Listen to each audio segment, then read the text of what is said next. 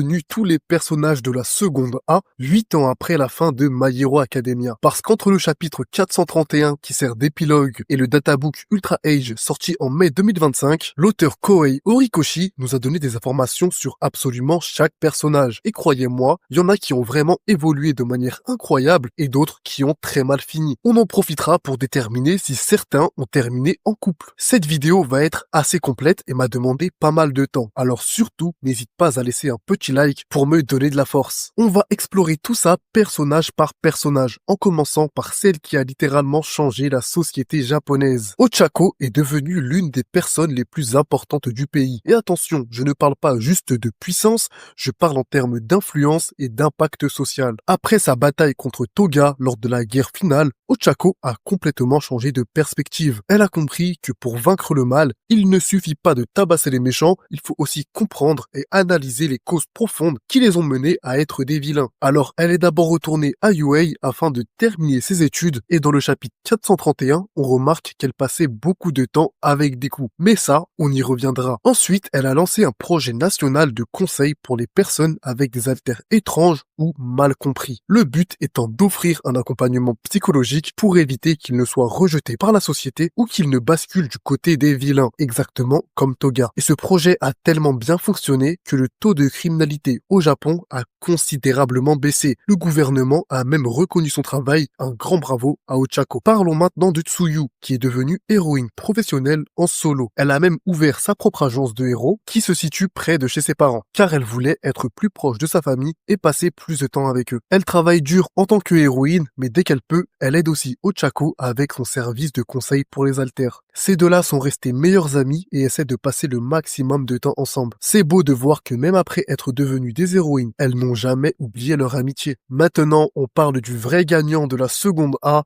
Shoto Todoroki. Shoto est devenu le numéro 2 du Japon. Il a littéralement pris la place qu'occupait son père Endeavor pendant des années. Dès qu'il est devenu héros professionnel, il était déjà super populaire, donc ça n'a pas pris longtemps avant qu'il grimpe jusqu'à la 2e place. La seule personne devant lui, c'est Mirio, et on comprend pourquoi. Mais savez-vous quel est le nom de héros officiel de Shoto? C'est assez drôle car il est prénommé Shoto le héros climatisation, ou encore le climatiseur. En effet, il peut souffler le chaud comme le froid, donc ce n'est pas totalement dénué de sens. Alors Shoto est toujours en mission, et même si au début certaines personnes ne l'aimaient pas à cause de sa connexion avec Dabi et des révélations sur la cruauté d'Endeavor, le public a vite oublié tout ça parce que Shoto est excellent dans son travail. Si quelqu'un mérite de vivre une vie heureuse, c'est bien Shoto. Parlons maintenant de Mineta qui a failli très mal terminer. Alors ce n'est un secret pour personne, Mineta a toujours été un gros pervers. Même si Mina l'avait un peu manipulé mentalement pour calmer son comportement, ça n'a duré qu'un moment. Après être devenu héros professionnel, il a travaillé à l'agence de Mount Leiji, qui était classée numéro 3 à l'époque. Et cette fois, il faisait du vrai boulot de héros. Il a même participé à l'arrestation d'un grand vilain au Japon, ce qui lui a apporté beaucoup de popularité. Popularité qu'il a très mal gérée, car il a commencé à envoyer des DM à des filles fans de lui. Mais pas des DM normaux du genre merci du soutien. Non, des DM vraiment chelous. Et le résultat, c'est qu'il s'est fait afficher, des screens ont fuité partout sur internet et sa popularité a rapidement chuté. Il est descendu jusqu'à la 108e place du classement. Malgré tout, Mineta a quelques fans qui aiment sa détermination, surtout celle de trouver une petite amie. Mais voilà, maintenant il va devoir vraiment rester concentré. En parlant de Mineta, on doit parler de Hanta, parce que ces deux-là essaient de faire équipe aussi souvent que possible. Ils sont toujours très proches. Hanta est évidemment un héros professionnel et même si son alter n'est pas super stylé, les gens l'aiment bien et il est plutôt populaire dans son quartier. Passons à Kyoka. Elle travaille dur en tant qu'héroïne professionnelle, mais elle est aussi devenue une musicienne accomplie. On sait tous à quel point Kyoka aime la musique, donc en réalité, elle se concentre plus sur sa carrière musicale parce que son travail de héroïne a commencé à lui sembler un peu ennuyeux. Dans son temps libre, elle donne même des cours de musique à Eri. En effet, Kyoka est devenue le modèle de Eri après sa performance lors du festival de UA, ce qui a aidé Eri à surmonter ses traumatismes. Passons à Denki. Après être devenu héros professionnel, il était vraiment nerveux à l'idée de travailler en solo. Alors quand il a vu qu'un local était disponible juste à côté de l'agence de Kyoka, il a bizarrement sauté sur l'occasion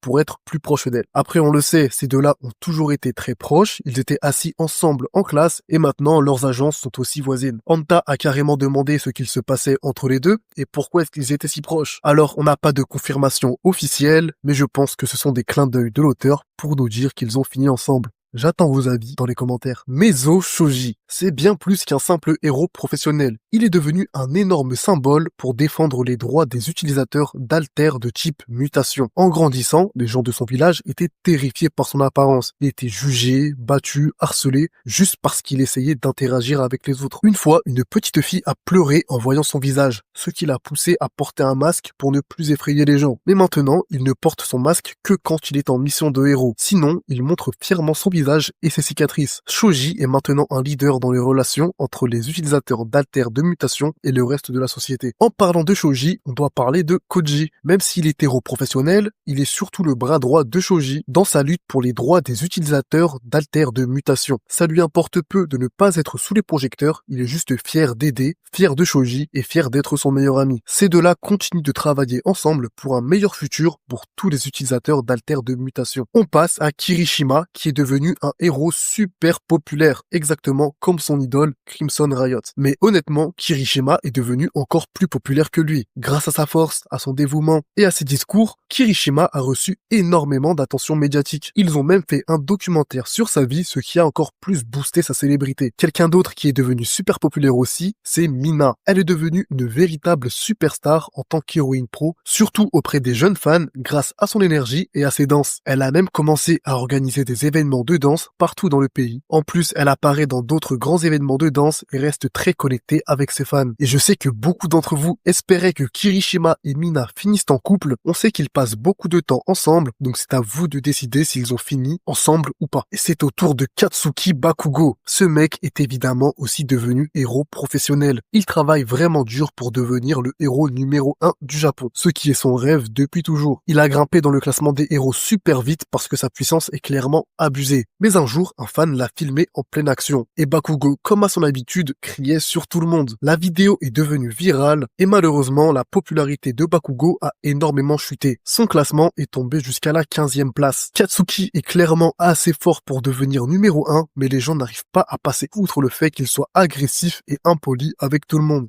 Malgré tout, Bakugo s'est battu pour remonter jusqu'au rang 5, et c'est parce qu'il a récupéré son rival pour combattre à ses côtés. Mais ça, on en parle juste après. En plus de ça, il est devenu très riche, et c'est l'un des héros qui paie le plus d'impôts dans le pays. Et pour couronner le tout, All Might a finalement signé sa carte. Un autre ancien étudiant de la seconde A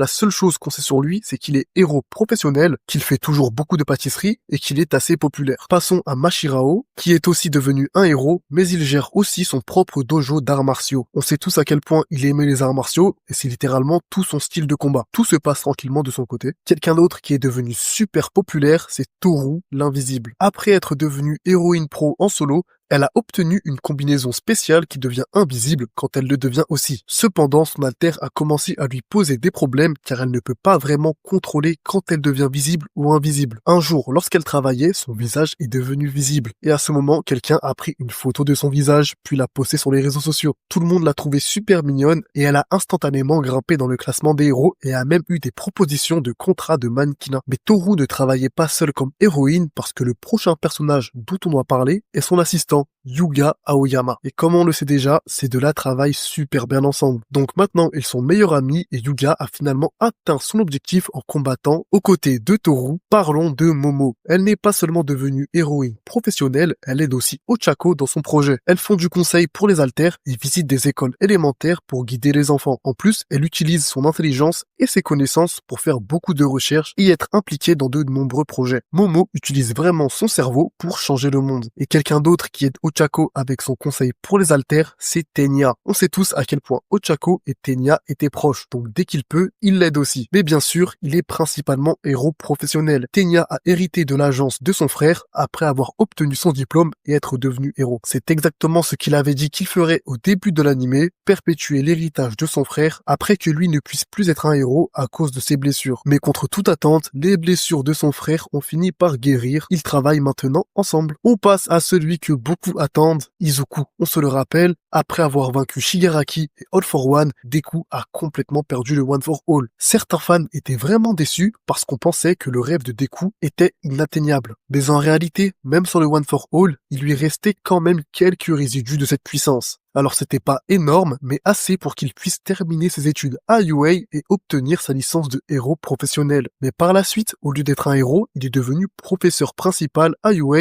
et enseigne l'histoire des héros. Et s'il y a une personne qui connaît tout sur l'histoire des héros, c'est bien lui. Il a littéralement vécu toute la guerre contre Shigaraki et All for One, et il a même parlé avec tous les anciens utilisateurs du One for All. Cependant, au fond de lui, Deku, ça lui manquait quand même d'être un héros. Mais ce qu'il ne savait pas, c'est que Bakugo avait un projet pour lui. Une armure du style Iron Man. Cette armure a été principalement financée et dirigée par Bakugo parce que ce mec est riche et voulait récupérer son rival. Grâce à ça, Deku a pu redevenir un héros et remonter instantanément jusqu'à la 4e place du classement des héros, dépassant Bakugo. Et concernant sa relation avec Ochako, c'est quasiment confirmé. Dans le chapitre 431, on les voit tous les deux se courant après, puis très proches et très rougissants. Et un fan a même demandé à l'auteur si Deku et Ochako ont terminé ensemble. Sa réponse était: lisez les derniers chapitres. Alors si l'auteur nous a sorti un chapitre bonus et qu'il nous dit d'aller le relire pour savoir si Deku et Ochako sont en couple, et que ce chapitre est bizarrement rempli d'éléments de romance, il y a 99% de chances pour que ces deux-là aient fini ensemble. Ensuite, on a Fumikage, ce héros qui reste dans les airs toute la nuit en surveillant qu'aucun vilain ne fasse de mal. Les vilains n'osent même plus sortir la nuit, Fumikage c'est littéralement devenu Batman. On doit évidemment parler de Hitoshi aussi, car il a rejoint la classe après qu'Aoyama soit parti. Et Hitoshi a réalisé son rêve de devenir héros professionnel. Il fait souvent des missions d'infiltration.